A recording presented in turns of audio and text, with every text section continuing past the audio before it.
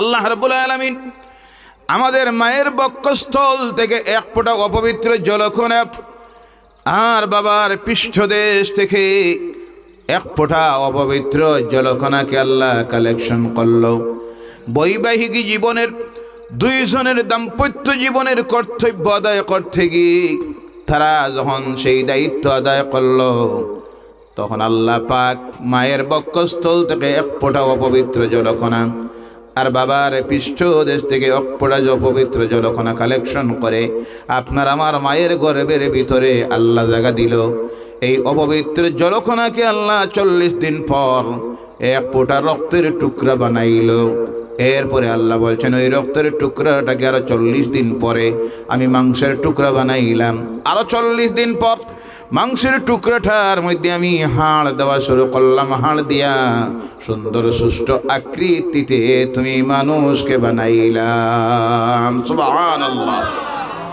এই মায়ের গর্ভে আওয়ার আগে ছিলাম কোথায়? মায়ের গর্ভে মানবের বডি যখন তৈরি হলো তখন ছিলাম নিষ্পাপ মরা মানুষ। আমাদের ভিতরে নড়াচড়ার কোনো ক্ষমতা তখন ছিল না। মনে প্রশ্ন আসতে পারে, বাচ্চা মায়ের গর্ভে নড়াচড়া করে তো অনেক সময় করে, কিন্তু এই করতে গিয়ে তার ভিতরে প্রাণ হওয়ার কারণে নড়াচড়া করে না।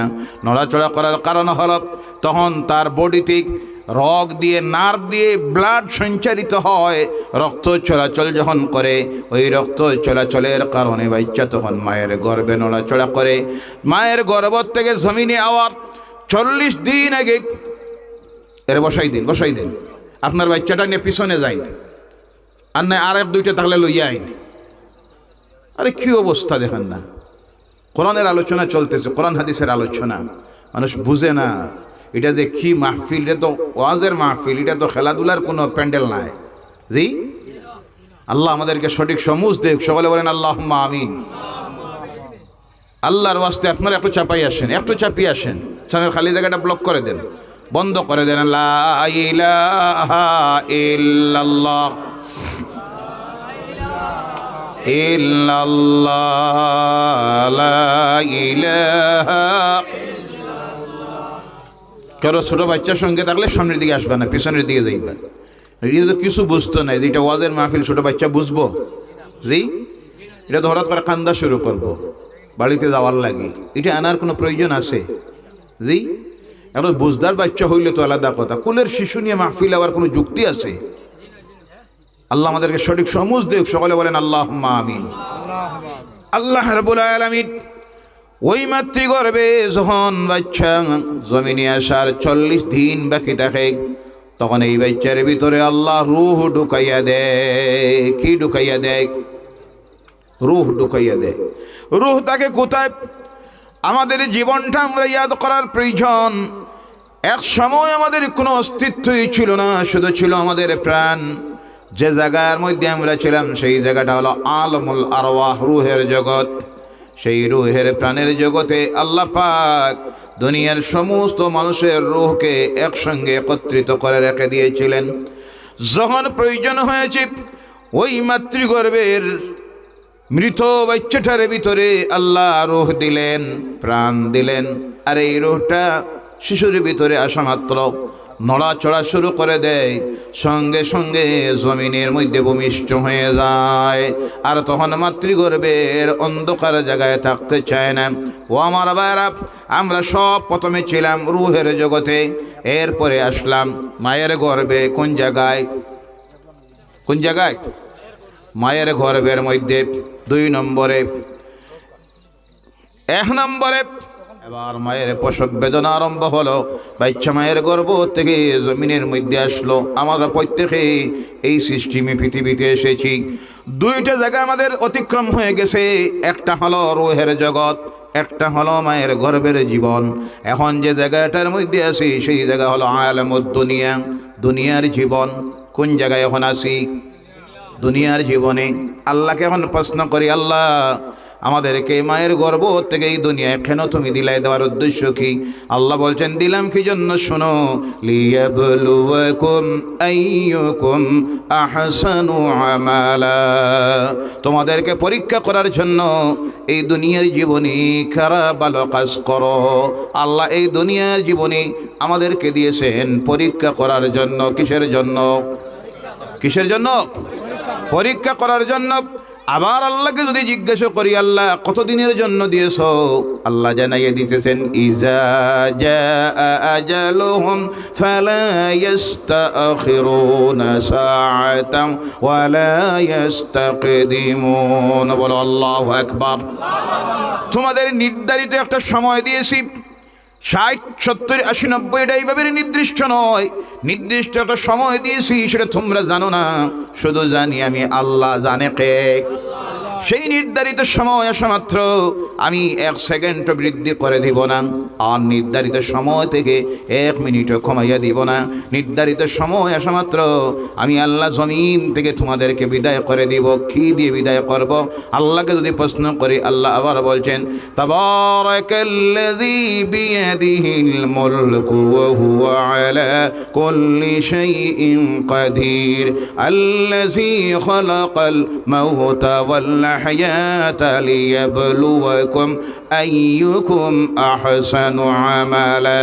ওই যে হায়াত দিয়েছি, হায়াত দেওয়ার আগে তোমাদের আরেকটা জিনিস আমি আগে বানাইছি। হায়াত দেওয়ার আগে এই জিনিসটার নাম হলো মওত। এর জন্য আমি তোমাদেরকে জানাইয়ে দিতেছি, জেনে রেখো এই দুনিয়ায় যাওয়ার পরে তোমরা চিরস্থায়ী নয়। তোমাদেরকে দিয়েছি প্রাণী জগতের মধ্যে, আর প্রাণীর মধ্যে যারা যাবে তাদের সম্পর্কে আমি আল্লাহর কানুন হলো কুল্লু নাফসিন যায়িকাতুল মাউত। বলো আল্লাহু আকবার।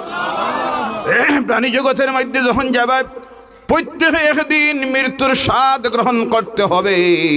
এই মৃত্যু থেকে বাঁচা কাহারও দ্বারা সম্ভব? আমরা বাঁচব মৃত্যুর থেকে না? এই মৃত্যুর স্বাদ গ্রহণ করা লাগবে নি না? কোন দিন? জি জানা আছে? আগামী বছর, আগামী সপ্তাহে, আগামী মাসে, আগামী কালও হইতে পারে। কথা দেখি না? আল্লাহ প্রত্যেকের হায়াত দেখ, সকলে বলেন আল্লাহুম্মা আমিন। কিন্তু আমরা ভাবি আমার বয়স হয়েছে এখন 25 বছর, আর অত নাই করে আছি 40 বছর। জি এখন নামাজ পড়ার দরকার নাই, যা পারো মদ খাও, জি যা পারো আল্লাহর নাফরমানি করো। ও আমার ভাইরা, কিসের উপরে আমরা কিসের উপরে নির্ভর করি করে আল্লাহর নাফরমানি করি? তওবা করতে চাই না।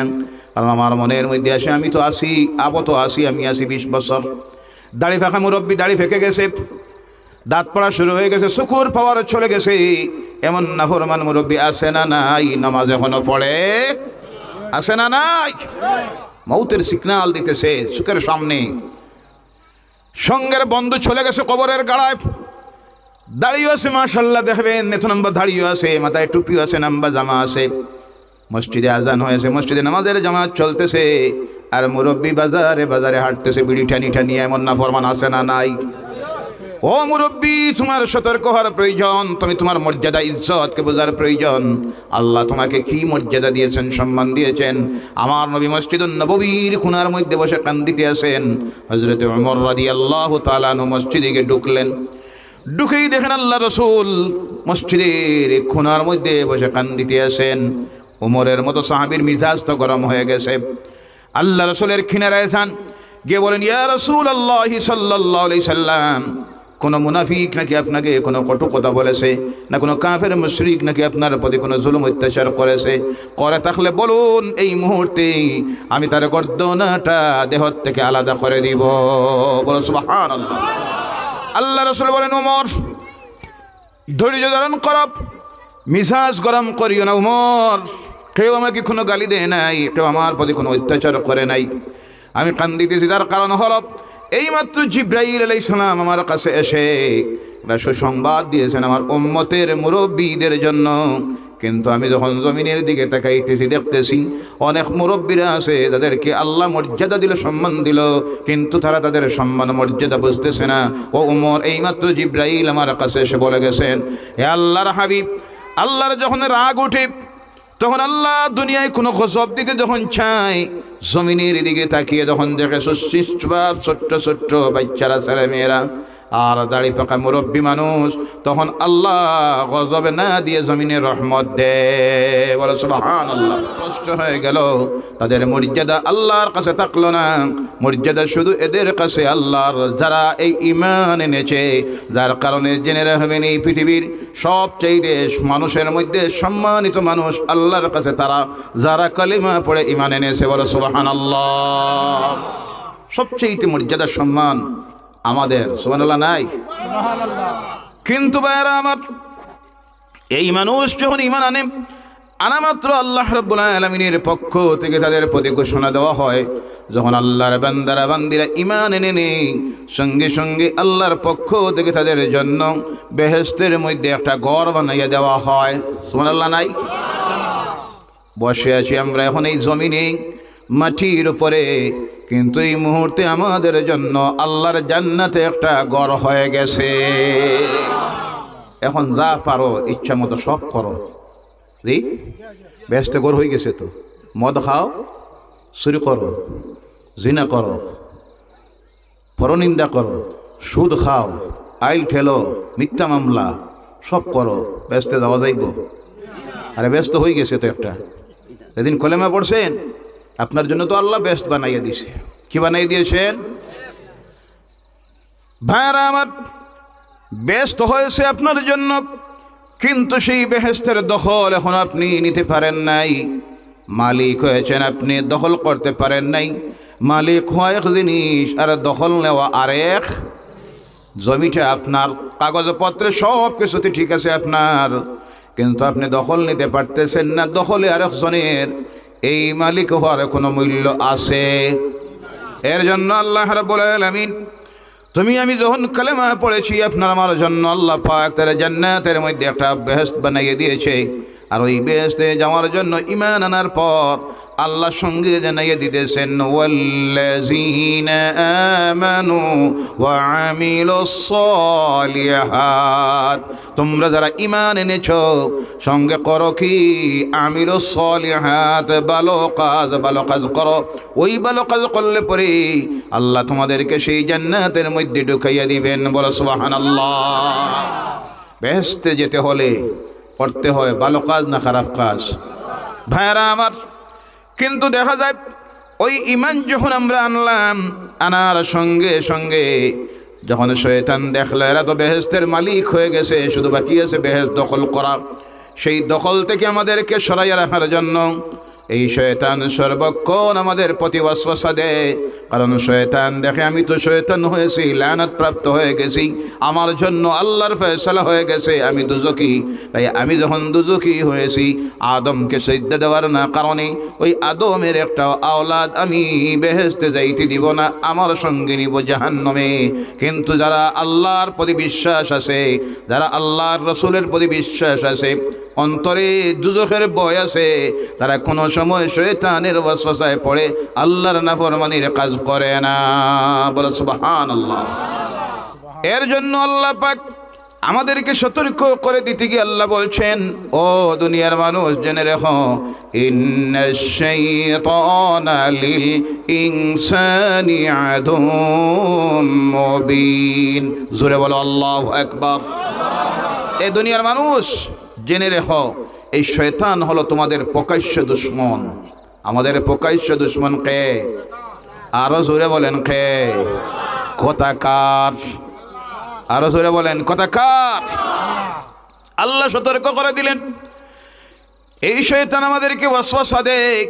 সেই কথা আল্লাহ কোরআনুল কারীমের অন্য জায়গায় আবার আল্লাহ বলছেন, আল্লাযী ইউওয়াসওয়িসু ফি সুদুরিন নাস মিনাল জিন্নাতি ওয়ান নাস। ওই শয়তান আর এক শ্রেণীর মানুষ, শয়তান রূপী মানুষ, মানুষের অন্তরের মধ্যে, হৃদয়ের মধ্যে ওয়াসওয়াসা দেয়, কুপরামর্শ দেয়। অর্থাৎ ভালো কাজ থেকে মানুষকে বিরত রাখতে চায় আর খারাপ কাজের প্রতি মানুষকে দাওয়াত দেয়। এই যেটা দেয় শয়তান, তৎসঙ্গে এক শ্রেণীর মানুষ এই পৃথিবীতে আসে না নাই?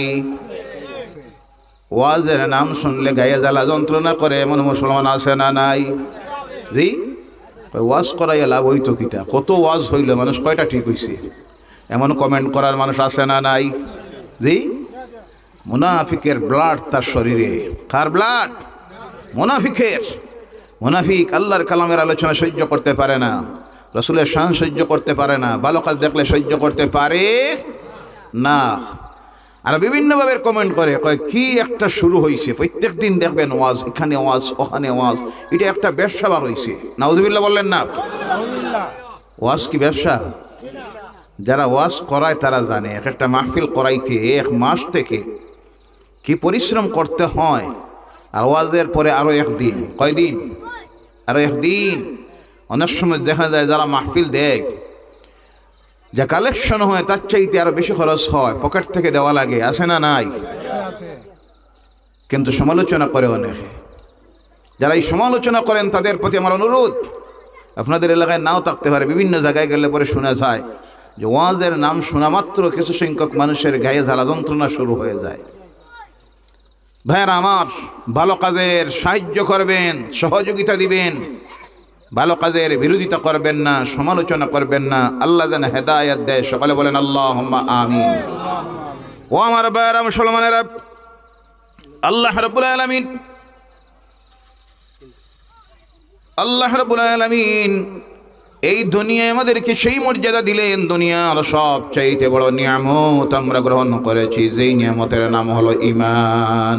যার নাম আমাদের জন্য ঈমান আনা মাত্র বেহেশত আল্লাহ তৈরি করে রেখেছেন, বলো সুবহানাল্লাহ। সেই বেহেশতে যাওয়ার জন্য কিভাবে ইবাদত করতে হবে, কেমনে ইবাদত করব, সেই শিক্ষা দেওয়ার জন্য আল্লাহর পক্ষ থেকে যে কিতাব দেওয়া হয়েছে, সেই কিতাবের নাম হলো কোরআনুল কারীম। সুবহানাল্লাহ। ও আমার ভাইরা, আল্লাহ রাব্বুল আলামিন আল্লাহ রাব্বুল আলামিন কি জন্য, কিভাবে আমরা ইবাদত করব, কোন জিনিসটা আমাদের জন্য ভালো, কোন জিনিসটা খারাপ, সেই শিক্ষা আল্লাহ পাক আমাদেরকে শিখাইয়ে দিয়েছেন।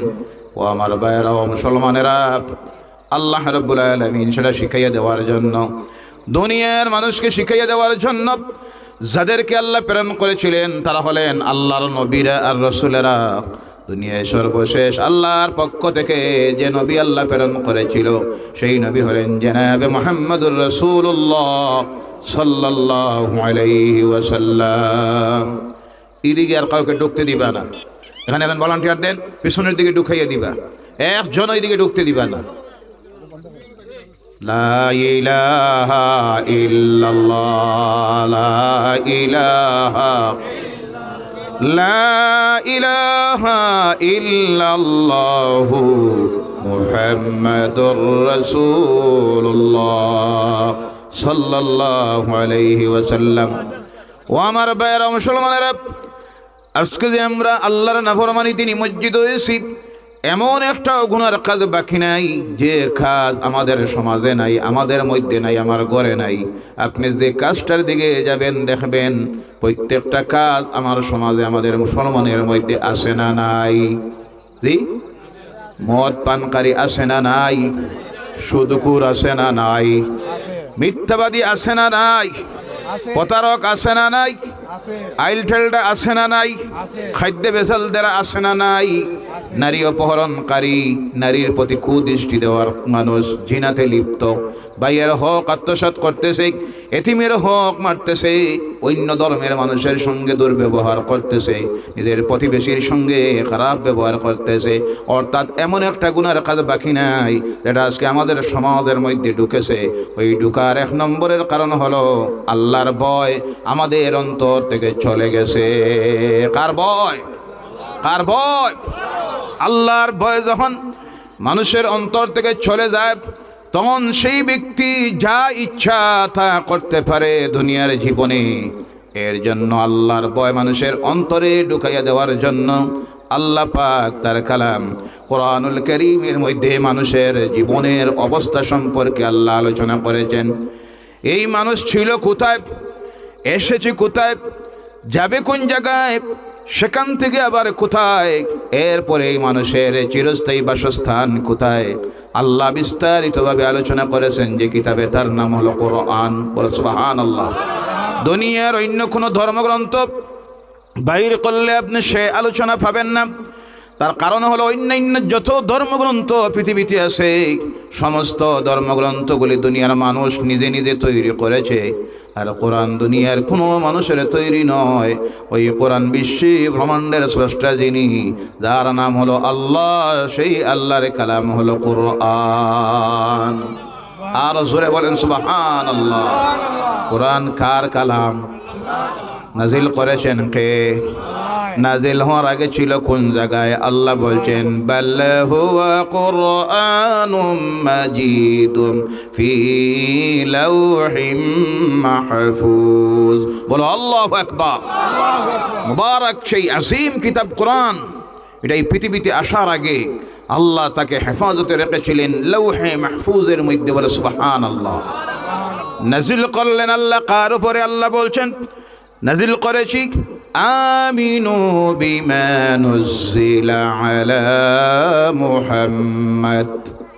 ঈমান আনো, বিশ্বাস স্থাপন করো মুহাম্মদ সাল্লাল্লাহু আলাইহি সাল্লামের উপরে যা নাজিল করেছি। বলে সুবহানাল্লাহ। নাজিল করেছেন মুহাম্মদ সাল্লাল্লাহু আলাইহি সাল্লামের উপরে, ছিল লৌহে মাহফুজে। নাজিল করলেন কে? আল্লাহকে যদি প্রশ্ন করা হয়, আল্লাহর কালামকে সুন্দর ভাষায় মানুষকে জানাইয়ে দিতেছে, ও দুনিয়ার মানুষ শোনো, তানজিলুম মির রাব্বিল আলামিন। বলো আল্লাহু আকবার। নাজিল করেছেন তোমার রব, এই বিশ্ব ব্রহ্মাণ্ডের যিনি মালিক, সেই আল্লাহ সুবহানাহু ওয়া তাআলা, যার কারণে বিশ্ব ব্রহ্মাণ্ড সৃষ্টি করেছেন যিনি, তিনি জানেন কোন কথা কেমনে বলতে হবে, কোন জায়গায় বলতে হবে। এর জন্য আল্লাহ পাক তার এই কালাম কোরআনকে একসঙ্গে জমিনে আল্লাহ নাজিল করেন নাই। কোরআনকে দিতে গিয়ে আল্লাহর সময় লাগলো 23 বছর। সুবহানাল্লাহ। কত বছর? 23 বছর। নাজিল করার সিদ্ধান্ত আল্লাহ যে রাত্রিতে নিয়েছিলেন, সেই রাত্রি হলো এই মাসের 14 তারিখের রাত্রি, যেই রাত্রির নাম হলো লাইলাতুল বারাতের রাত্রি। বলে সুবহানাল্লাহ। লাইলাতুল বারাত, শবে বরাত আপনাদের দিকে আছে? এখনো আছে? বলুন আলহামদুলিল্লাহ। বিভিন্ন জায়গায় নাই হয়ে গেছে, খুঁজাইয়া কোরআনে পায় না, শবে বরাত কোন জায়গায় আছে। নাউজুবিল্লাহ বললেন না? ভাইরা আমার, আল্লাহ রাব্বুল আলামিন সেই রাত্রি সম্পর্কে আয়াত নাযিল করলেন, হামিম ওয়াল কিতাবিল মুবিন ইন্না আনজালনাহু ফি লাইলাতিন মুবারাকাতিন ইন্না কুন্না মুনজিরিন। বলো আল্লাহু আকবার। এই আয়াতের ব্যাখ্যায় লাইলাতিন মুবারাকা দিয়ে মুফাসসিরিন কেরাম, কোরআনের ব্যাখ্যাকারী যারা, তারা লিখতেছেন এখানে লাইলাতুল মুবারাকা দিয়ে অর্থ হলো লাইলাতুল বারাত। কোরআন নাজিল করেছেন আল্লাহ লাইলাতুল বারাতের রাত্রিতে। এই নাজিল দিয়ে দুনিয়ায় নাজিল হওয়া নয়। এই রাত্রিতে আল্লাহ সব সিদ্ধান্ত যখন নেয়, সমস্ত বিশেষ গুরুত্বপূর্ণ সিদ্ধান্ত আল্লাহ যখন নেই, প্রথম এই রাত্রিতে আল্লাহ সিদ্ধান্ত নিয়েছিলেন। সবচাইতে গুরুত্বপূর্ণ যে সিদ্ধান্ত, সেই সিদ্ধান্ত ফেরেশতাদের সঙ্গে নিয়ে আল্লাহ নিয়েছিলেন। এই রাত্রিতে কোরআনকে জমিনে দেওয়ার সিদ্ধান্ত, ওখানে নাজিল দিয়ে অর্থ হলো অবতীর্ণ করার সিদ্ধান্ত নেওয়া। যে রাত্রিতে সিদ্ধান্ত নিয়েছিলেন সেই রাত্রি ছিল লাইলাতুল বারাতের রাত্রি। আর যে রাত্রিতে আল্লাহ লৌহে মাহফুজ থেকে দুনিয়ার উপরের আকাশে নাজিল করেছিলেন, সেই রাত্রি হলো লাইলাতুল কদরের রাত্রি। এর জন্য আল্লাহ বলছেন ইন্না আনজালনাহু ফি লাইলাতিল কদর ওয়া মা আদরাকা মা লাইলাতুল কদর। বলো আল্লাহু আকবার। লাইলাতুল কদর সম্পর্কে কমপ্লিট এক সূরা আল্লাহ নাজিল করে দিয়েছেন। তার ব্যাখ্যা দেখে নেবেন, দেখবেন সেই রাত্রির মর্যাদা কতটুকু। মর্যাদা হওয়ার কারণ হলো এই রাত্রিতে নাজিল হয়েছে আল্লাহর কালাম কোরআন। বলো সুবহানাল্লাহ। যে মাসে আল্লাহ নাজিল করেছেন সেই মাসের নাম হলো রমজানের মাস। কোন মাস? এর জন্য আল্লাহ বলছেন শাহরু রমাদানাল্লাযী উনজিলা ফীহিল কুরআন। সম্মানিত রমজানের মাস, এই মাসের মধ্যে আমি আল্লাহ নাজিল করেছি কোরআন। সুবহানাল্লাহ। সেই মাস কেমন বাকি, কেমন দূরে? মাত্র মাত্র 20 থেকে 25 দিন। সুবহানাল্লাহ বললেন না? সুবহানাল্লাহ। এই খবর পাইয়া খুশি না নারাজ? সব খুশি। জি, অনেক আছে মুখে কয় খুশি আর মনে মনে চিন্তা করে আল্লাহ বিপদ তো একবারে দাঁড়াই গেল। জি, আছে না নাই? জি জি। চিন্তা করতেছে আল্লাহ খাওয়াত বইলেও চিন্তা কেউ নিয়ে আইসার। জি, আছে না নাই? জি জি। ইফতারের আধা ঘন্টা আগের থেকে দেখবেন চিল্লানি শুরু করে আল্লাহ স্কুল রোজায় তো জান গেল, আসলে ধরছেও না। জি জি। কথা ঠিক কিনা? জি জি। আর প্রকৃত রোজাদার দেশ রোজার রাখে একে কোনো সময় রোজা রাখার কারণে মানুষের সামনে গিয়ে কইব যে আজকে রোজায় জান যাস, কারণ রোজা রাখে মানুষ কারের ডরে আর বয়ে, কারে খুশি করার লাগি, মানুষের দেখানির লাগি, মানুষের শোনানির লাগি তো কেউ রোজা রাখে। অনেকটা আসছে দেখবেন বাজারে যা আছে সব লইতে আছে, জি সব লয়, কিন্তু আসলে রোজাও রাখে। কারণ প্রকৃত রোজাদার যদি হয়, 1 নম্বরে আপনি দেখবেন রমজানে কমপক্ষে 5 ওয়াক্তের নামাজ পড়বে। কয় ওয়াক্তের? 5 ওয়াক্ত। তারাবির নামাজে থাকবো নি না? না। রাখবো। কারণ এত কষ্টে আমি রোজাটা রাখতেছি, আর রোজা রাখার পরে তারাবিটা কেমনে ছাড়বো, 5 ওয়াক্তের নামাজ কেমনে ছাড়বো? প্রকৃত রোজাদার রমজান মাসে দেখবেন 5 ওয়াক্তের নামাজ ছাড়তে পারে, তারাবির নামাজ ছাড়তে পারে না। সেখানেই বোঝা যায় প্রকৃত রোজাদার কে। ভাইয়েরা আমার, আমাদের প্রত্যেককে আল্লাহ মুবারক রমজানের মাসে 5 ওয়াক্তের নামাজ বা জামাত তারাবি সঙ্গে পুরা মাসের রোজা রাখার জন্য তৌফিক দিয়ে সকলে বলেন আল্লাহুম্মা আমিন। আর রাসূল বলেন আল্লাহুম্মা আমিন। আল্লাহ যখন নাজিল করলেন এই রমজানের মাসে শবে কদরের রাত্রিতে কোরআন নাজিল হওয়ার কারণে যদি এই মাসের এই মর্যাদা হয়, কোরআন নাজিলের কারণে যদি এই রাত্রির এই মর্যাদা হয়, তাহলে একটা বার অনুমান করে দেখেন যে মানুষ এই কোরআনের উপর আমল করবে তার মর্যাদা সম্মান আল্লাহর কাছে কতটুকু। কথাটি কি না? শুধু নাজিল হওয়ার কারণে যদি এই মাসের মর্যাদা এমন হয়, এই রাত্রির সম্মান এমন হয়, তাহলে যে মানুষগুলি আমরা যদি কোরআনের উপর আমল তৈরি করে নেই, গোটা পৃথিবীর সবচেয়ে সম্মানিত জাতি হব আমরা। বলো সুবহানাল্লাহ। আর সর্বোচ্চতম জান্নাতুল ফিরদাউস, সেই জান্নাতে আল্লাহ জায়গা দিবেন আমাদেরকে। সুবহানাল্লাহ বলেন। ভাইয়েরা আমার, আল্লাহ রাব্বুল আলামিন আজকে যে আমরা আল্লাহর নাফরমানিতে লিপ্ত হয়েছি তার কারণ হলো আমাদের ভিতর থেকে চলে গেছে আল্লাহর ভয়। কার ভয়? যাওয়ার কারণ আমরা আমাদের বিগত জীবন ভুলে গেছি, আর সামনের দিকে যে জীবন আসতেছে তাও ভুলে গেছি। আমরা শুধু দুনিয়ায় এসেছি, আর দুনিয়ায় এসে মালের চিন্তায় আর নিজের আওলাদের চিন্তায় আল্লাহ থেকে গাফিল হয়ে গেছি। যারা আল্লাহ থেকে মালের আর আওলাদের চিন্তায় গাফিল হয়ে যায়, আল্লাহ বলছেন তারা ক্ষতিগ্রস্ত হয়ে গেছে। আমার আল্লাহ বলছেন, ইয়া আইয়ুহাল্লাযীনা আমানু লা তুলহিকুম আমওয়ালুকুম ওয়ালা আওলাদুকুম আন যিকরিল্লাহ ومن يفعل ذلك فأولئك هم الخاسرون। জোরে বলো আল্লাহু আকবার। হে ঈমানদারেরা, তোমরা যদি তোমাদের মালের চিন্তায় আর তোমাদের আওলাদের চিন্তায় আল্লাহর স্মরণ থেকে যদি গাফিল হয়ে যাও, আল্লাহকে যদি ভুলে যাও, তাহলে জেনে রেখো তোমরা ক্ষতিগ্রস্ত হয়ে গেছো। আর যারা ক্ষতিগ্রস্ত, যারা ভুলে গেছে, আল্লাহকে গাফিল হয়ে গেছে, তারা ক্ষতিগ্রস্তদের দলে ঢুকে গেছে। আজকে আমরা ক্ষতিগ্রস্তদের দলে ঢুকে গেছি, কারণ আমরা আমাদের নিজের মালের আর মালের চিন্তায়, আওলাদের ভবিষ্যতের চিন্তায়, আওলাদের লালন পালনের খাওয়ানির চিন্তায় বলে গেছি কারে? আল্লাহকে বলে গিয়া ক্ষতিগ্রস্তদের দলে ঢুকে গেছি। আর ক্ষতিগ্রস্তের দলে যারা ঢুকে যায় তারাই, আল্লাহ বলছেন, ক্ষতিগ্রস্তরাই হলো জাহান্নামী, দুজকি। কি? দুজকি। এখন প্রশ্ন আসতে পারে, মালের চিন্তা কি করব না? মালের চিন্তা করবেন, কারণ এই মাল আল্লাহর দেওয়া নিয়ামত, আওলাদ হলো আল্লাহর দেওয়া নিয়ামত। এর জন্য আল্লাহ বলছেন, আল মালু ওয়াল বানুনা জিনাতুল হায়াতিদ দুনিয়া। মাল এবং আওলাদ মানুষের দুনিয়ার জীবনের সৌন্দর্যতা। সুবহানাল্লাহ। কারণ এই দুই জিনিসই দুনিয়ার জীবনের সৌন্দর্যতা, মাল এবং আওলাদ। আবার আল্লাহ সতর্ক করে দিতেছেন, يعلموا أنما أموالكم وأولادكم فتنة জেনে রাখিও ওই তোমাদের মালটা আর তোমাদের আওলাদ তোমাদের জন্য দুনিয়ার সবচেয়ে বড় ফিতনা, সবচেয়ে বড়। একদিকে আল্লাহ বলছেন নিয়ামত, আরেকদিকে বলছেন ফিতনা, আরেকদিকে বলছেন দুই জিনিসে তোমাদেরকে আল্লাহ স্মরণ থেকে গাফিল করে দিতে পারে, তোমরা ক্ষতিগ্রস্ত হয়ে যাইতে পারো। তাহলে বোঝা গেল আল্লাহ মালও দেন আওলাদও দেন, এটা নিয়ামত, কিন্তু এই দুইটার চিন্তায় পড়ে আমরা যেন আল্লাহ বলে না যাই সেই সতর্কতা করতেছেন কে? কেন আমরা আল্লাহ বলে যাই? তার কারণ হলো আমরা ছিলাম কি আমরা নিজে বলে গেছি। আমরা ছিলাম কি? আল্লাহ রাব্বুল আলামিন বলছেন হাল আতা আলাল ইনসানি হিনুম মিনাদ দাহরি লাম ইয়াকুন শাইআম মাযকুরা। তোমরা সব এমন এক অবস্থা ছিল যেটা আলোচনার বিষয়বস্তু ছিল না।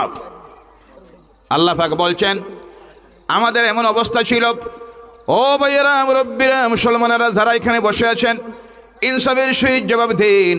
আজ থেকে 100 বছর আগে, কত বছর আগে? কত বছর? 100 বছর আগে আমরা এখানে যারা আছি আমাদের কোনো অস্তিত্ব নাম গন্ধ জমিনে আসলো? জি, কিছুই ছিল না। অমুকের ছেলে অমুক, অমুকের নাতি অমুক, কিচ্ছুই আমাদের কোনো পরিচয় ছিল? কথা কার? আল্লাহ পাক বলছেন এমন একটা অবস্থা তোমাদের ছিল যেটা কোনো আলোচনার বিষয় ছিল না। এরপর আল্লাহ করলেন কি? সঙ্গে আল্লাহর হাবিব বলেন জিবরাইল এইমাত্র আমার কাছে এসে বলে গেছেন আমার উম্মতের কোনো দাড়িভাঙা মুরব্বী যখন আল্লাহর দরবারে হাত পাতায়, আল্লাহর জাতের তাদের হাত খালি ফিরাইয়া দিতে শরম লাগে যায়। সুবহানাল্লাহ নাই? কি মর্যাদা আল্লাহ দিল মুরব্বীকে, কিন্তু মুরব্বী তার মর্যাদা বোঝে না। অগণিত মুরব্বীরা আছে আল্লাহর নাফরমানির প্রত্যেকটা কাজে লিপ্ত, আছে না নাই? সম্মানিত মুরব্বীরা, আল্লাহর ওয়াস্তে হেদায়েতের রাস্তায় আসুন। পরিবারের মুরব্বী যদি ঠিক হয়ে যায় গোটা পরিবার হেদায়েত হয়ে যায়, কথা ঠিক কিনা? আর পরিবারের মুরব্বীতে যদি বেজাল ঢুকে গোটা পরিবার আল্লাহর নাফরমানিতে যায়, কথা ঠিক কিনা? ও আমার ভাইয়েরা, এর জন্য আল্লাহ রাব্বুল আলামিন আমাদেরকে শিখাইয়া দিয়েছে, স্মরণ করাইয়া দিতেছেন আমরা এই দুনিয়ায় থাকবো না, একদিন মরতে হবে। সেই মৌত থেকে একজনেরও বাঁচার কোনো সম্ভাবনা নাই। এই যে মৌতের সামনে আমাদের হাজির হতে হবে, সেই সময় কোন সময় আইব আমাদের জানা আছে। এখানে লাগতো না, আমার পরে দিবা। একবার শুরু হয়েছিল মাগরিব পরে, মাগরিবের পরে প্যান্ডেলে 15-20টা মানুষ, এখানে আবার চা দেওয়ার কোনো প্রয়োজন আছে? জি, শুরু করলে আপনারা তখন আপনারা বলুন তো, একসঙ্গে খাওয়া আর একসঙ্গে কোরআন পড়া এটা সম্ভব আছে? একদিকে খাওয়া চলবো আর একদিকে ওয়াজ চলবো, এটা সম্ভব আছে? জি, একদিকে ভাত খাইবা আর একদিকে কোরআন পড়বা, ওটা চলবো একলগে? মাগরিব পরে 15-20টা মানুষ শুরু হইলো চা দেওয়া, বন্ধ করাইলাম, এখন আবার মনে শুরু হইতো। জি,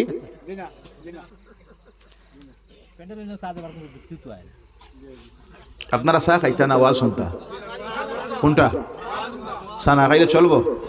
সারা জিন্দিগি তো কত চা খাইলা। জি, একদিন না খাইলে হইব না?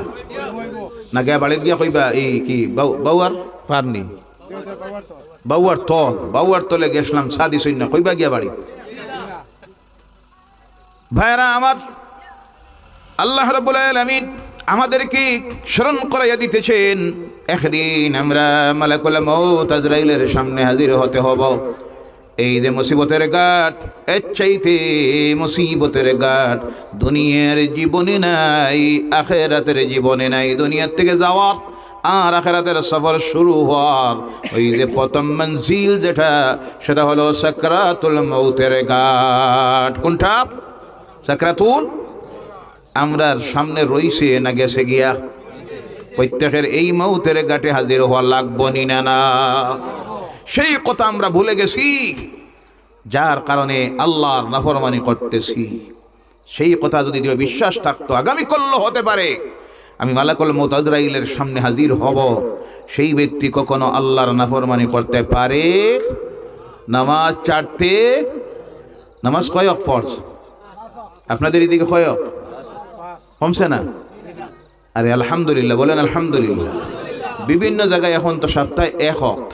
কয় ওয়াক্ত? আপনাদের দিকে নাই? কয় ওয়াক্ত আছে? এখনো আছে? পড়েন আপনারা সবে? জি, এই তো সমস্যা হলো। 5 ওয়াক্ত জানা আছে, কিন্তু পড়ি সপ্তাহে এক ওয়াক্ত। এমন মুসলমান আছে না নাই? জি, আপনাদের এলাকায় নাই। এখানে দেখতেও তো সব বোঝা যাইতেছে, ফয়লার থেকেও ফিরিস্তা, একেবারে ফিরিস্তা। ভাইরা আমার, আজকে বহু জায়গায় দেখা যায় এমন অবস্থায় গিয়ে মানুষ পৌঁছেছে মুসলমানেরা। আপনি জিজ্ঞাসা করেন আপনার এলাকার মহল্লায় কত পরিবার? হুজুর মাশাআল্লাহ আলহামদুলিল্লাহ 250 পরিবার। কত পরিবার? আপনাদের মহল্লায় কত পরিবার? এই মহল্লার মানুষ নাই নাকি? কেন 44? আলহামদুলিল্লাহ, বলেন আলহামদুলিল্লাহ। ফজরের নামাজে কয়জন? আলহামদুলিল্লাহ হইতো না নাউজুবিল্লাহ? কোনটা হইতো? আপনারা কই কোনটা? আহারে, এটা জানেন কিন্তু কইতে না, কারণ কইলে তো নাউজুবিল্লাহ আমার উপরে পড়ে। বলেন নাউজুবিল্লাহ। একটা এলাকার যদি মহল্লায় থাকে 100 পরিবার, আর ফজরের নামাজে যদি উপস্থিত গিয়া হয় 3 জন 4 জন, আপনারা ইনসাফের সহিত জবাব দেন, গোটা এই এলাকা মহল্লাবাসীর উপরে আল্লাহর রহমত না লানত? রহমত না লানত? যেখানে লানত সেখানে কোনো বরকত, যেখানে রহমত সেখানে বরকত। বলো সুবহানাল্লাহ। আজকে বরকত নাই, রহমতের বিদায় হয়ে গেছে। গজব আর গজব আল্লাহর পক্ষ থেকে আসতেছে। আর বিশ্ব মুসলমানের উপরে আল্লাহর পক্ষ থেকে সবচেয়ে বড় যে গজব এসেছে, সেই গজব হলো বিশ্ব জুড়ে মুসলমানদের উপরে আল্লাহ জালেম শাসকদেরকে মুসল্লত করে দিয়েছে। কথা ঠিক কিনা?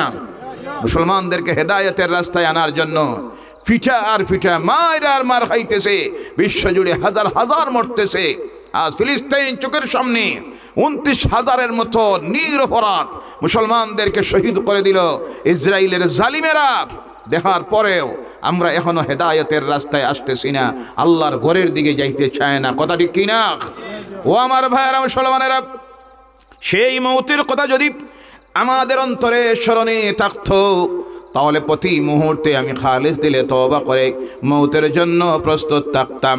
ও আমার ভাইয়েরা মুসলমানেরা, আজকে যে মাসটা চলতেছে শাবানের মাস, এই মাস হলো জাহান্নাম থেকে মুক্তির মাস, নিজের গুনাহ থেকে নিজেকে মুক্ত করার মাস। এই মাসের 14 তারিখের রাত্রিটা হলো লাইলাতুল বারাতের রাত্রি। বারাত হলো মুক্তি, গুনাহ থেকে মুক্ত হওয়ার রাত্রি, দুজখের আযাব থেকে মুক্ত হওয়ার রাত্রি। এই রাত্রিতে বেশি বেশি করে আল্লাহর ইবাদত করবেন, প্রয়োজনে ঘরে করবেন, প্রয়োজনে সারা রাত্রি মসজিদে করবেন, সম্মিলিতভাবে জামাতে করবেন, কোনো অসুবিধা। মসজিদে জামাতে করলে ভালো, তার কারণ হলো একজনের দেখা দেখি আর একজনের ঘুম চলে যায়। বিভিন্নভাবে ইবাদত করবেন, শুধু নামাজ না। অনেকে অনেক সময় বলে এই রাত্রিটা হলো নামাজের রাত, শুধু নামাজ পড়বো। কে বলেছে নামাজের রাত? এই রাত্রি হলো নফল ইবাদতের রাত্রি। কিসের রাত্রি? নফল ইবাদতের রাত্রি। কোরআন তিলাওয়াত করুন, নফল ইবাদত। ওয়াজ করুন, নফল ইবাদত। মিলাদুন নবীর মাহফিল পড়ুন, নফল ইবাদত। জিকির আজকার করুন, নফল ইবাদত। এইভাবে যত নফল ইবাদত আছে, বিভিন্ন ইবাদত করলে মজা লাগে। শুধু একটা ইবাদত যদি করেন, শুধু যদি নামাজ পড়তে দেখেন, কিছু সময় নামাজ পড়ার পর আলস্যতা শরীরে এসে যায়, ঘুম এসে যায়, তখন আপনি জিকির করুন, আল্লাহর কালাম তিলাওয়াত করুন। সবচেয়ে বড় এই রাত্রির ইবাদত হলো আল্লাহর রাসূল সাল্লাল্লাহু আলাইহি সাল্লামের সুন্নাত। কবরস্থানে গিয়ে নিজের মুর্দাদের জন্য কবর জিয়ারত করবেন। এই রাত্রিতে কবর জিয়ারত করা আমার নবীর সুন্নাত। বলো সুবহানাল্লাহ। রাত্রিতে যদি সম্ভব না হয়, দিনের বেলায় করুন, একাকী গিয়ে করুন, দলবদ্ধভাবে মসজিদ থেকে নামাজ পড়ে গিয়ে করুন, তাতে কোনো অসুবিধা নাই। কেউ বলতে পারে যে রাসূল একা গিয়ে করেছিলেন, আপনারা দলবদ্ধভাবে কেন করতেছেন? তার জবাব হলো, আমরা তো আল্লাহর নবী নই, আমরা সাধারণ মানুষ, দোষে গুণে মানুষ। আল্লাহর হাবিব জিব্রাইল যখন এসে আল্লাহ রসুলকে বলেছিলেন কবরস্থানে গিয়ে জিয়ারত করার জন্য, তখন ছিল গভীর রাত্রি। আল্লাহ রসুল সাহাবায়ে কেরামদেরকে ডাকা তখন সম্ভব নয়, আর ডাকার প্রয়োজনই নাই। সেই নবী এমন নবী যে নবী আল্লাহর দরবারে হাত তুললে তোলার আগে আল্লাহ কবুল করে নিত। সুবহানাল্লাহ। এর জন্য আল্লাহ রসুল একাকী চলে গেছেন, কবর জিয়ারত করলেন। আমরা সম্মিলিতভাবে যাই, এই কারণে যাবেন আমি গুনাহগার, আপনি গুনাহগার। হতে পারে এখানে 40 জনের মতো মানুষ গিয়ে হাজির হয়েছেন। মসজিদের ইমাম সাহেব আছেন, মৌলানা সাহেব আছেন, হাবিজ সাহেব আছেন, দাড়িবাঁকা মুরব্বী আছেন, হাজী সাহেব আছেন। কিতাবের মধ্যে আসতেছে কোনো জায়গায় যখন 40 জন ইমানদার মুসলমান বসে আল্লাহর দরবারে হাত তুলে, আল্লাহ ওই 40 জনের মধ্য থেকে একজনের জীবনের গুনাহ মাফ করে দিয়া ওর ওসিলায় গোটা মাহফিলের দোয়া কবুল করে নে। বলেন সুবহানাল্লাহ। এর জন্য যদি সম্মিলিতভাবে এখানে যান, যাওয়ার পরে আমি গুনাহগার, আপনি গুনাহগার হইতে পারি, কিন্তু এখানে হতে পারে আল্লাহর নেক বান্দারা আছেন, একে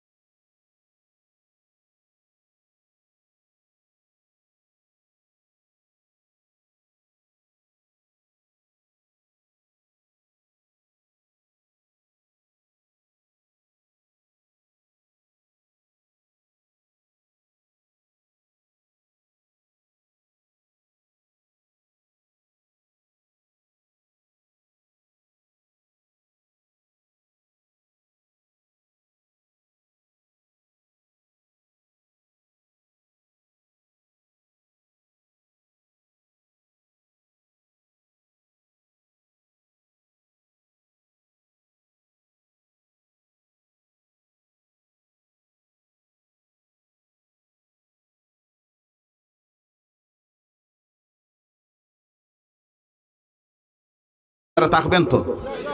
আমার পরে নামাজ না একবারে মাহফিলের শেষে? মাহফিল কয়টা পর্যন্ত? আলহামদুলিল্লাহ বলুন, আলহামদুলিল্লাহ।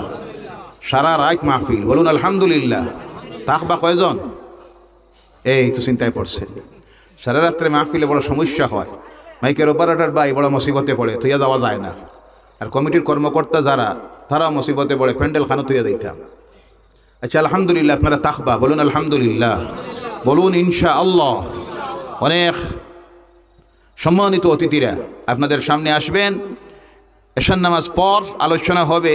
আল্লাহর ঘরের জন্য আপনারা প্রত্যেকে যে যতটুক পারেন সাহায্য করবেন, 1000, 2000, 500, 1000 করে আল্লাহ দেওয়ার জন্য তৌফিক দিয়ে সকলে বলেন আল্লাহুম্মা আমিন। ভাইয়েরা আমার, সেই 3টে জগৎ আমাদের অতিক্রম হয়ে গেছে। একটা আলমের আরওয়াহ, একটা মায়ের গর্বে, এখন আসি দুনিয়ায়। এখন আসি কোন জায়গায়? এরপরে যাওয়া লাগবে কোন জায়গায়? কোন জায়গায়? আওয়াজ করে বলেন কোন জায়গায়? কবরে। এই দুনিয়ায় কেউ চিরস্থায়ী। এই মুহূর্তে বসে আছি যে জায়গায়, নিচে আছে কমপক্ষে একটা তেরফাল, উপরে আছে আর একটা তেরফাল, সাইডে আছে সামিয়ানা। কিন্তু স্মরণ করুন, প্রত্যেকের জীবনে একটা দিন আসবে, প্রধানমন্ত্রী বলুন, রাষ্ট্রপতি বলুন, বিধায়ক বলুন, আলিম বলুন, ইমাম সাহেব বলুন, পীর সাহেব বলুন, বুজুর্গ বলুন, কোটি কোটি টাকার জমিদার হোক, শরীরের শক্তির ফলবান হোক, রাষ্ট্র ক্ষমতার অধিকারী হোক, একদিন আমাদের প্রত্যেকের এমন এক জায়গায় যেতে হবে যে জায়গায় যাওয়ার সময় শরীরে থাকবে শুধু 3টা কাপড়। কয়টা? আওয়াজ করে বলেন কয়টা? গায়ের মধ্যে কোমরে যদি একটা সুতাও থাকে তাও নিতে দিবে না, খুলে রাখা হবে। সেই দিনটার কথা ভালোভাবে স্মরণ করুন, স্মরণ করুন। এমন একটা কাপড় গায়ের মধ্যে দেওয়া হবে যে কাপড়ের মধ্যে কোনো পকেটও, কারণ পকেটে দেওয়া হয় না, নেওয়ার কোনো সিস্টেম। ও আমার ভাইরা, একটাবার স্মরণ করবেন, মরার আগে একদিন মরিয়া দেখবেন, হঠাৎ করে আপনি চোখ মুখ বন্ধ করে দিবেন, দেখবেন আপনার আমার জীবনের অবস্থাটা হয় কি। শ্বাস প্রশ্বাস বন্ধ করে দিবেন, কেউ কিনারা ইয়ে ডাকে কোনো জবাব দিবেন না, স্ত্রী ডাকলে কোনো জবাব নাই, ছেলে মেয়ে ডাকলে কোনো জবাব নাই। সঙ্গে সঙ্গে দেখবেন কান্দা শুরু করবে, বাড়ির যারা আছে বাকি তাদেরকে ডাকা শুরু করবে, আব্বা নাই, কি নাই, আব্বা নাই। সঙ্গে সঙ্গে মানুষ আসা শুরু করবে, আওয়ার সঙ্গে সঙ্গে বৈঠক করে সিদ্ধান্ত নিবে, দেরি করে লাভ নাই। এখন হইতেছে সকাল 8টা, জোহরের নামাজের পরে হয়ে যাক জানাজার নামাজ। কোন নামাজ? জানাজার নামাজ। তাড়াতাড়ি ব্যবস্থা করো, 2-4 জন বাজারে যাও, কাফন আনো। কি আনো? কাফন আনো। তাড়াতাড়ি ব্যবস্থা করো, 4-5 জন যাও, খবর করো। সময় আর দিতে চায় না, সঙ্গে সঙ্গে 2-4 জন মিলে কয় কোমর থেকে নিচ ধোয়াই দেয়, একবার গোসল করাইয়া নেই। একবার স্মরণ করুন আপনার আমার জীবনে, আজকে আমরা নিজে নিজে গোসল করতেছি, কিন্তু একদিন আসবে যেই দিন আমি আমার নিজে গোসল করা সম্ভব হবে না, দুনিয়ার মানুষ মশারি ঠেঙ্গাইয়া তোমাকে আমাকে গোসল দিবে। কথা ঠিক কিনা? এরপরে দেখবেন খাটের উপরে তোলা হবে, খেউরের উপরে আত্মীয় স্বজন সব যেখানে আছে সব আসবে, জানাজার নামাজ পড়া হবে। ওই জানাজার নামাজে গিয়ে যখন দাঁড়াবেন, আল্লাহ এখানে এই জানাজার নামাজটা কি জন্য দিল? এখানে তো কোনো নামাজের প্রয়োজন নাই। দেওয়ার কারণ হলো তুমি গিয়ে জানাজার নামাজে যখন দাঁড়াও, সামনে যারা রাখা হচ্ছে তার দিকে একবার তাকাও। এই মানুষটা তো তোমার মতো এককালে জোয়ান ছিল, বহুত বড় জমিদার ছিল, প্রভাব ছিল, ক্ষমতা ছিল, সব ছিল, আজকে অসহায় পড়ে আসে, এক কদম দেওয়ার ক্ষমতা নাই, নিজের জায়গার থেকে 1 ইঞ্চি নড়ার ক্ষমতা, সব ক্ষমতা শেষ। এরপরে জানাজার নামাজ শেষ হয়, চলে যাবেন না, মৃত ব্যক্তির সঙ্গে কবরের কিনারার মধ্যে যাবেন। কে কবরের কিনারায় দাঁড়াবেন, মাটি যখন দেওয়া হয় দাঁড়িয়ে দেখো, আজকে ওই বান্দা এক সময় ছিল 5 তলা বিল্ডিংয়ের মালিক, এসি রুমে ঘুমাইত, 80-90 লক্ষ 1 কোটি টাকা দামের গাড়ি ছাড়া জমিনে কদম রাখত না। কত খাদেম কুদম ছিল, আজকে অসহায়, এমন একটা জায়গায় রাখা হচ্ছে পিঠির নিচে একটা বিছানা পলিথিন পর্যন্ত নাই। পিঠির নিচে মাটি, ডান দিকে মাটি, বাম দিকে মাটি, উপরের দিকেও মাটি। কিছু সময় গেল, মাটি দেওয়া শেষ। কি দেওয়া শেষ? এখন ভাইও কিনারায় নাই, ছেলেও নাই, বন্ধুও নাই, স্ত্রীও নাই, সব চলনা করে চলে গেছে। শুধু ওই অন্ধকার কবরের গাড়ায় পড়ে থাকতে হবো আপনি আর আমি। আমার বিল্ডিংও নাই, আত্মীয় স্বজন নাই, ব্যাংক ব্যালেন্সও নাই, গাড়িও নাই, কিছু নাই, সব রয়ে গেছে, 2টা হাত খালি। শুধু ওই কবরে সেই দিন আমার সঙ্গে যাবে আমার আমল। কোনটা? এই জায়গায় আমরা সব যাওয়া লাগবো নি না? না, কথা বলেন। 1 দিন, 2 দিন, 3 দিন স্ত্রী কান্দিল, ধৈর্য ধারণ করার পরে ছেলে পরের দিন থেকে তো আস্তে আস্তে যার যার ডিউটিতে, বন্ধুও তার ডিউটিতে, দুনিয়া তার স্বাভাবিক নিয়মে চলা শুরু হয়ে গেল, সব যার যার ডিউটিতে চলে গেল। আমি একাকি পড়ে থাকবো অন্ধকার কবরে, সেখানে আমার মালও কোনো কাজে আসবে না, ওলাদো না। লান তানফা আমওয়ালুকুম ওয়ালা আওলাদুকুম ইয়াউমাল কিয়ামা। সেই দিন তোমার মাল, তোমার আওলাদ তোমার কোনো কাজে আসবে না, একমাত্র আসবে ওই দুনিয়ার জীবনে তুমি যা ভালো কাজ করেছো। কিন্তু এই দুনিয়ায় তুমি মাল আর মালের পিছনে দৌড়াইতে গিয়া আওলাদের চিন্তায় সেই আল্লাহকে বলে গিয়েছিলাম, আজকে চলে গেলাম আমি অন্ধকার কবরে, এই কবরে আমার সাথী কেউ নাই। 3 নম্বরের জায়গা কয় নম্বর? 4 নম্বর। কয় নম্বর? 4 নম্বর। সেখানে থাকবো কতদিন? কোনো নির্দিষ্ট সময় নাই, লক্ষ হাজার কোটি কোটি বছর সেখানে অতিবাহিত হবে, কিন্তু জেনে রাখবেন সেখানে যাওয়ার পরেও শেষ নাই। যে মরে যাই কবরে নিয়ে রাখা হবে, মাটির সঙ্গে মিশে যাম, ওই তো শেষ। আল্লাহ বলছেন না না, ওই তোমার যে ভাইটা মারা গেল তার উপরে তুমি যে মাটি দেওয়ার সময় তুমি কি পড়ো তুমি তো বুঝতে পারতেছ না। আল্লাহ তোমাকে স্মরণ করাইয়া দিতেছেন, মিনহা খালাকনাকুম ওয়া ফিহা নুঈদুকুম ওয়া মিনহা নুখরিজুকুম তারাতান উখরা। বান্দারে, তোমার যে ভাইয়ের উপরে তুমি মাটি দিতেছো, তোমার বাপের উপরে মাটি দিতেছো, মায়ের উপরে দিতেছ, জেনে রেখো এই মাটির থেকে তোমাকেও আমি আল্লাহ সৃষ্টি করেছি। আর এই মাটির মধ্যে তুমি আবার ফিরে আসতে হবে, আর এই মাটির থেকে আবার তোমাকে আমি আল্লাহ তুলব। যেই দিন তোলা হবে সেই দিনের নাম হলো কিয়ামতের দিন। কোন দিন? কিয়ামত কেমনে হবে? এই যে পৃথিবী আসে, পৃথিবীর মালিক কে? এটা বানাইছে কে? বানাইছে যে বাঙ্গাসে জানেনি না না।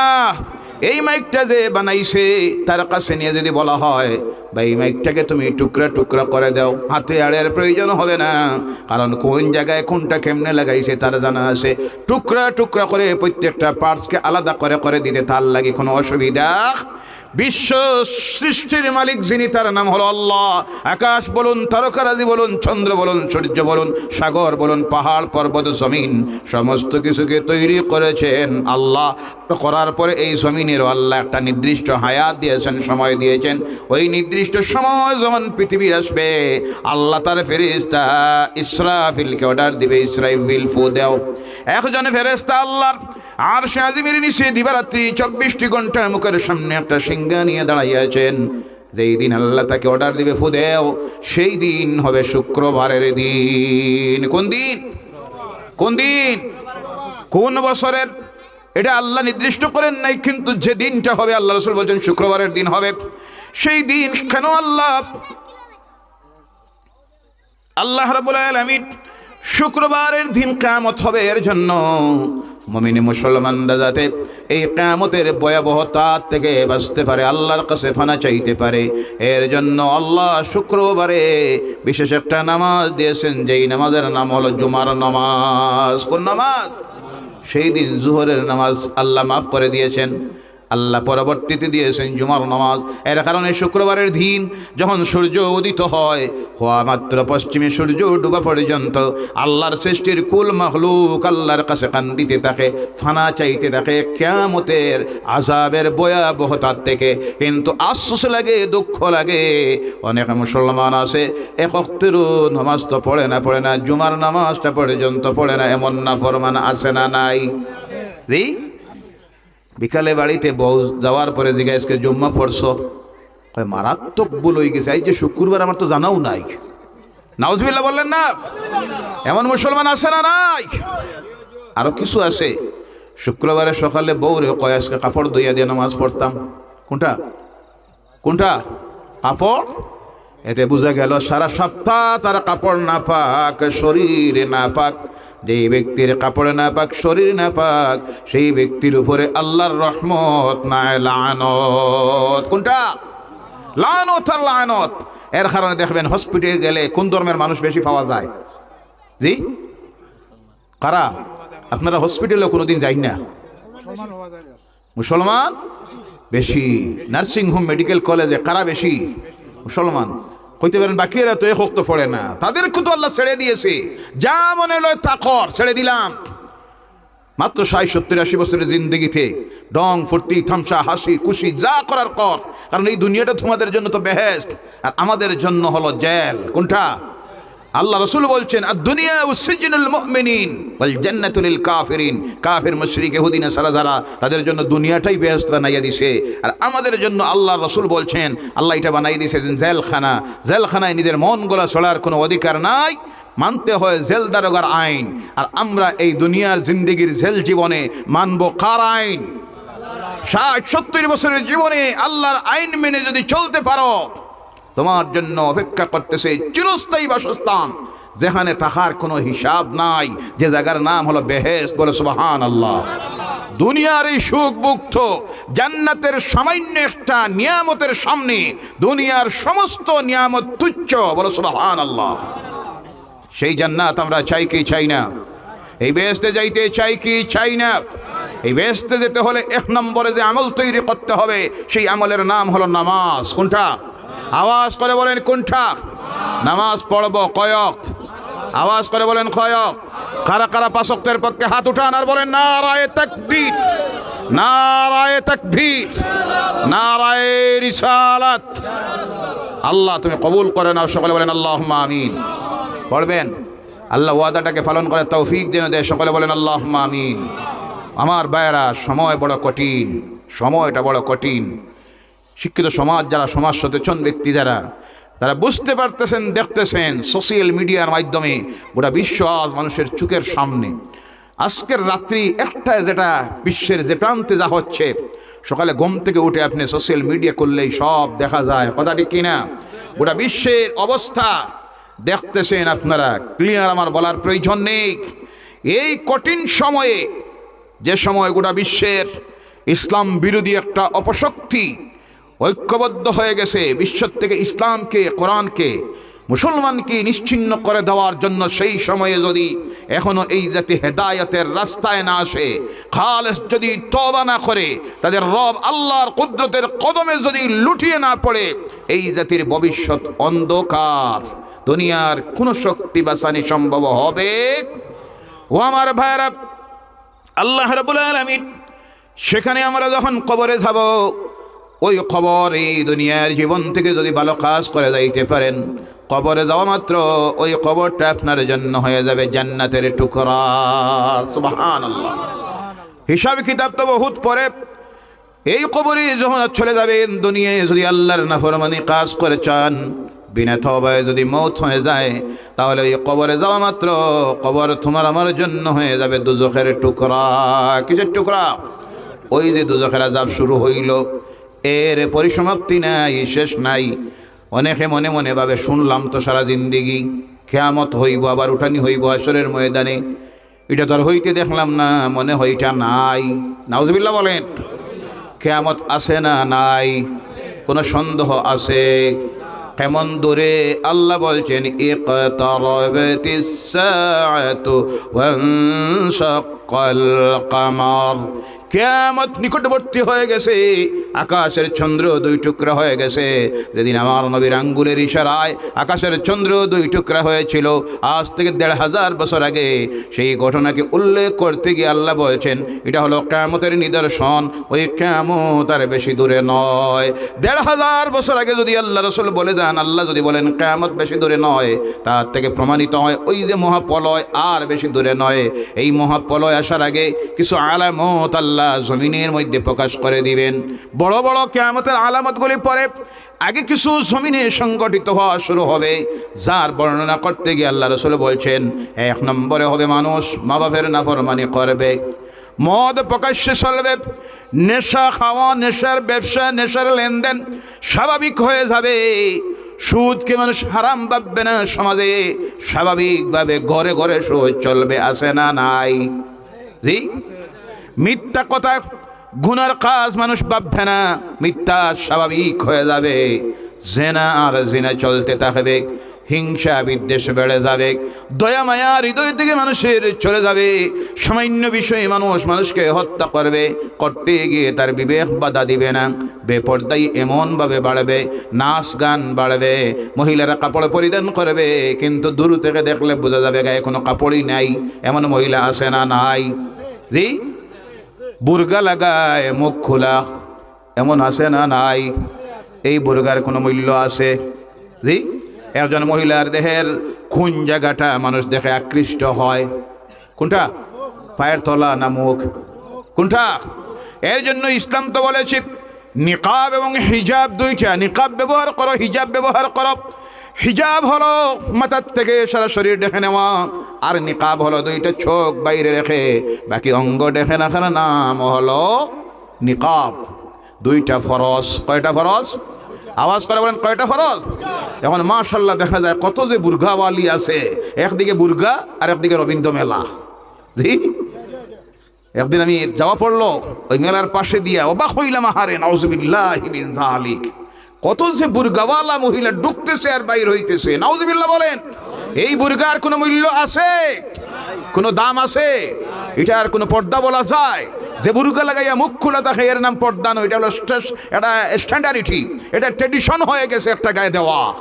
আল্লাহর ডরে বয়ে যদি কোনো মহিলা বুরকা লাগায় তার মুখমণ্ডল খোলা রাখতে পারে, কথা বোঝা গেছে? আল্লাহ আমার মা বোনদেরকে নিকাব এবং হিজাব উভয়টা ব্যবহার করার জন্য তৌফিক দে, বেপরদায়িত্ব থেকে যেন হেফাজত করে, সকলে বলেন আল্লাহুম্মা আমিন।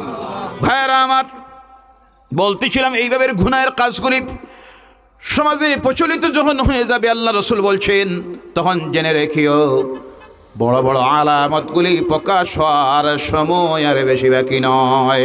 এই কিয়ামত যখন হয়ে যাবে, দুনিয়ার সব কিছু ধ্বংস হয়ে যাবে, কিছুই থাকবে না।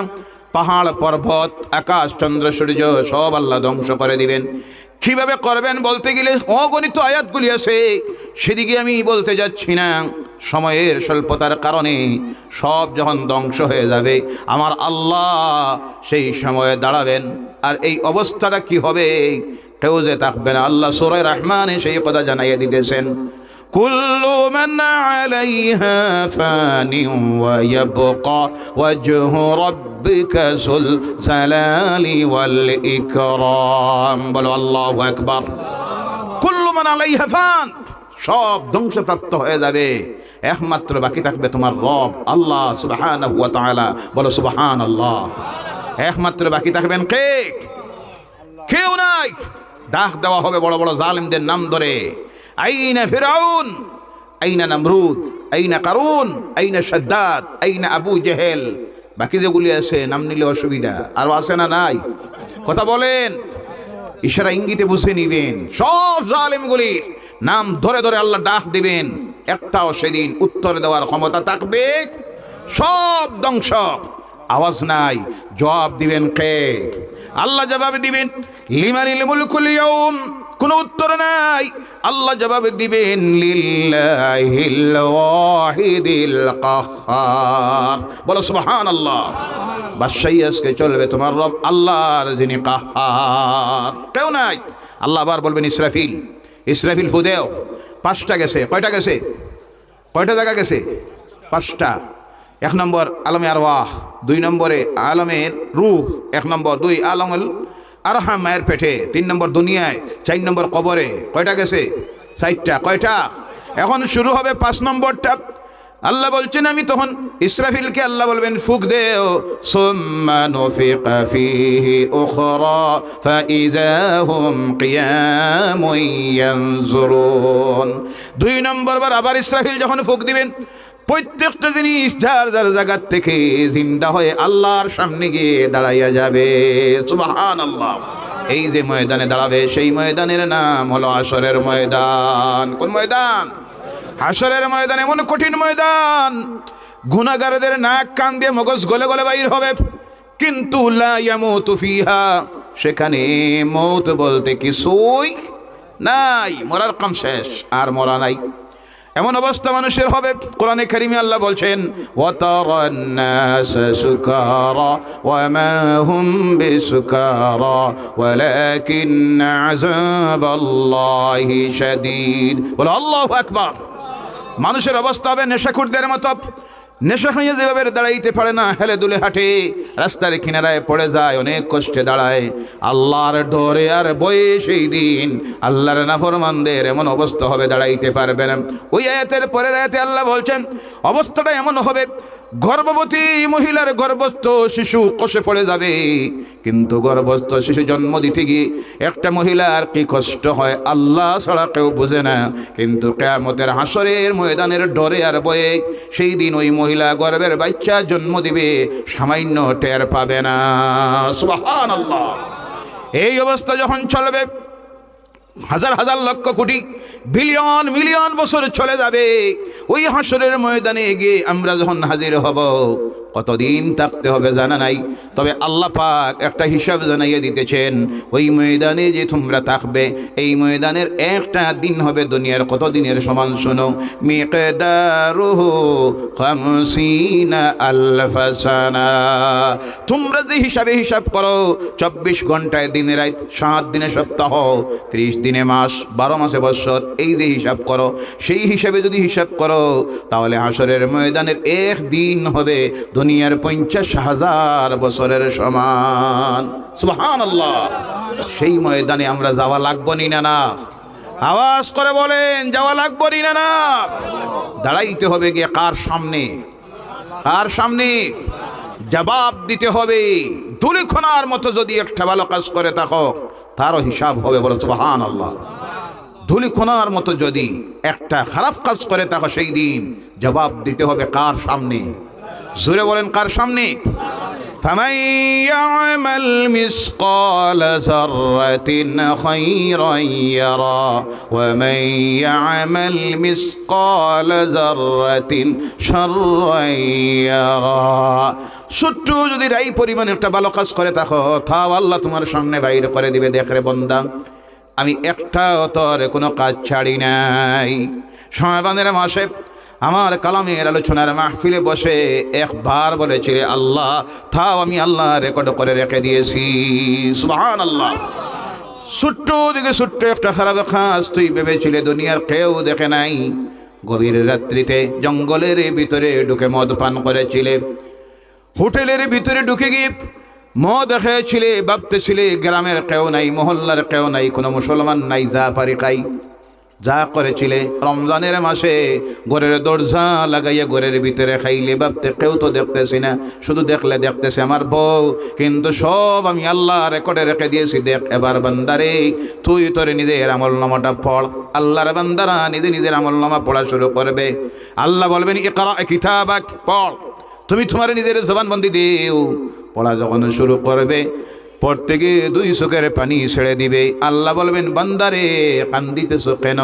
বলবে আল্লাহ আমার আমলনামার মধ্যে দেখতেছি ভালো কাজ বলতে কিছুই নাই। নামাজ তো পড়ি নাই, ঝুমাও পড়ি নাই, তারাবিও পড়ি নাই, তিলাওয়াতও করি নাই, জিকির আজকার দুরুদ ইস্তিগফার দান খয়রাত বলতে কিছুই নাই। আল্লাহ আমি দেখতেছি আমার আমলনামায় মদ, সুদ, ঘুষ, মিথ্যা, জিনা, পরনিন্দা, যত নাফরমানি সব। এর জন্য আল্লাহ তোমার ডরি আর বয়ে কান্দিতেছি। আমি দেখতেছি এর উপরে যদি ফয়সালা হয়, আজকে আমাকে দেওয়া হয়ে যাবে দুজখে। আল্লাহ বলবেন বান্দারে, এই ডরের কোনো মূল্য নাই, এই কান্দার কোনো মূল্য নাই। দুনিয়ায় যদি আমি আল্লাহর ডরে আর বয়ে বউয়ার পার গ্রামে যখন মাহফিল হয়েছিল, সেই মাহফিলে যদি বসে আমি আল্লাহর ডরে আর ভয়ে বিগত জীবনের গুনার কথা স্বীকার করে আমি আল্লাহর কাছে যদি ওয়াদা দিতে আল্লাহ আর করব না, আর পরের দিন থেকে যদি ভালো কাজ করা শুরু করে দিতে, আর আমি আল্লাহর দরবারে হাত তুলে যদি 2 চোখের পানিটা ছেড়ে দিতে, সেই দিন তোর চোখের পানি এক ফোঁটা জমিনে পড়া মাত্র আমি আল্লাহ তোর জিন্দেগির গুনাহ মাফ করে দিতাম। আর রাসূল বলেন সুবহানাল্লাহ। আজকে কান্দে কোনো লাভ হবে না। আজকের এই দিন হলো ইয়াউমুল জাযা, বদলা পাওয়ার দিন। যা করে এসেছো তার বদলা হবে। বান্দারে তুমি বলো ফয়সালা কি হওয়ার প্রয়োজন? বলবে আল্লাহ এর উপরে যদি ফয়সালা হয় তাহলে আমি তো দুজকি হয়ে গেছি। বলো নাউজুবিল্লাহ। আর রাসূল বলেন নাউজুবিল্লাহ। আল্লাহ বলবেন তুমি নিজে স্বীকার করতেছো তুমি দুজকি হয়ে গেছো। আমার ফেরেশতারা খুসুহু ফাগুল্লু সুম্মাল জাহিমা সাল্লু, ধরো ফেরেশতা ধরো। কোরআনুল কারীমে আসতেছে আল্লাহর ফেরেশতারা মাথার চুলের অগ্রভাগে ধরবে, জাহান্নামের আগুনের তৈরি নঙ্গল হাতে পায়ে লাগাবে, নিক্ষেপ করবে জাহিম নামে দুজখে। বলো নাউজুবিল্লাহ। আর কিছু মানুষ তার আমলনামা পড়বে আর মুস্কি হাসি দিবে। কোরআনে 30 পারায় আসতেছে আল্লাহ বলবেন বান্দারে কি ময়দানে তুমি জানো না? বলে আল্লাহ ভালো জানি, এটা হাশরের ময়দান। কার সামনে দাঁড়াই আছো? আল্লাহ ভালো জানি, তুমি আমার রব আল্লাহ সুবহানাহু ওয়া তাআলা। বলে সুবহানাল্লাহ। বান্দারে তুমি মুস্কি হাসি দিতেছো কেন? বলে আল্লাহ আমি দেখতেছি যা করেছিলাম দুনিয়ায় ভালো কাজ, তাহাজ্জুদের নামাজ, ঠান্ডার রাত, ফজরের নামাজ, হাত ঢুকানি যায় না পানিতে, সেই সময় আমি গিয়েছিলাম মসজিদে, এতিম মিসকিনকে খাওয়াইলাম, তোমার নাফরমানির থেকে বাঁচলাম, দান খয়রাত যা করেছি আমার দুনিয়ার জীবনের ভালো কাজ সব দেখতেছি, আমার আমলনামার রেকর্ডে আছে। বলে সুবহানাল্লাহ। আল্লাহ আমি হাসতেছি এই কারণে আমি দেখতেছি এর উপরে যদি ফয়সালা হয় আর তোমার ওয়াদা যদি সত্য হয়, আজকে আমাকে তুমি বেহেশতে দিতে হবে। বলে সুবহানাল্লাহ। আল্লাহ বলবেন আমার ফেরেশতা সালাম জানাও, এদেরকে সালাম জানাও। বলে সুবহানাল্লাহ।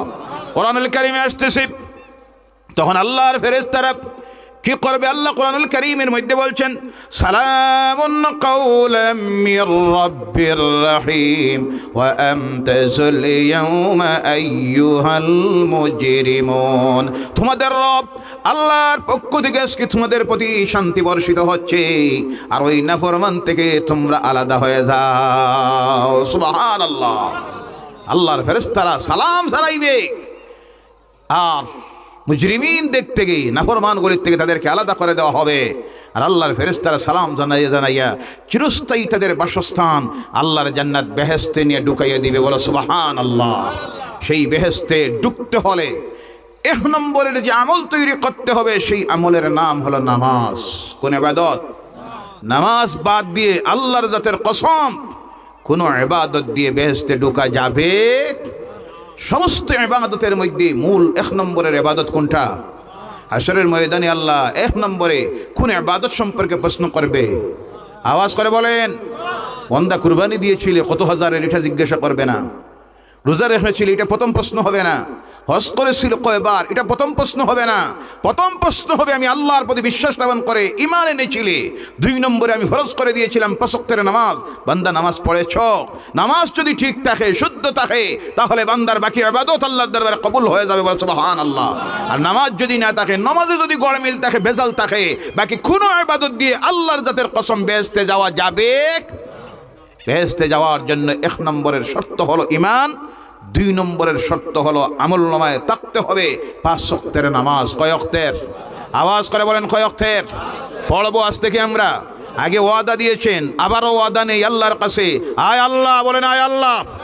এই মাহফিলে বসা অবস্থায় ওয়াদা করতেছি, আজ থেকে 5 ওয়াক্তের নামাজ পড়বো, জামাতে পড়বো। আল্লাহ আদায় করার তৌফিক দিয়ে সকলে বলেন আল্লাহুম্মা আমিন।